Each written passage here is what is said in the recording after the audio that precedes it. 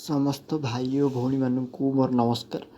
ଆପଣ ଦେଖୁଥିବେ ନବୀନ ପଟ୍ଟନାୟକକୁ ଅନେକ ଲୋକ କୁହନ୍ତି କି ନବୀନ ପଟ୍ଟନାୟକ ବିଭିନ୍ନ ଲୋକମାନଙ୍କ ସହିତ ମିଶନ୍ତିନି, ଗାଁ ଦୋକାନୀମାନଙ୍କ ସହିତ ମିଶନ୍ତିନି।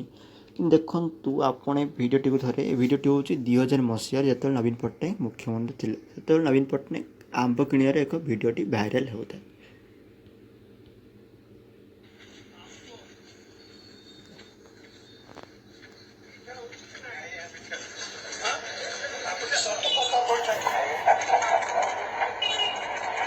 काफी भलो लाଗୁଛି जब बेचते हो धोते हो कि नहीं आइए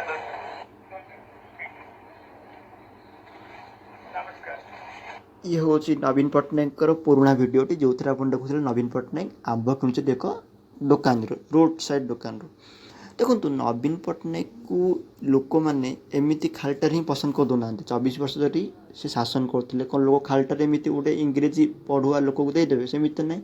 ନବୀନ ପଟ୍ଟନାୟକର ଏଭଳି କିଛି ଲୋକପ୍ରିୟତା ଥିଲା, ସେଥିପାଇଁ ଲୋକମାନେ ତାକୁ ବିଶ୍ୱାସ କରୁଥିଲେ ଏବଂ 24 ବର୍ଷ ପାଇଁ ଭୋଟ୍ ଦେଉଥିଲେ। ଠିକ୍ ଅଛି, ତ ମୁଁ ଏଇଠି ଟପିକ୍କୁ ଶେଷ କରୁଛି। ଟପିକ୍ଟି ଆପଣଙ୍କୁ କେମିତି ଲାଗିଲା ଆମକୁ କମେଣ୍ଟରେ ନିଶ୍ଚୟ ଜାଣିବେ। ସମସ୍ତଙ୍କୁ ନମସ୍କାର।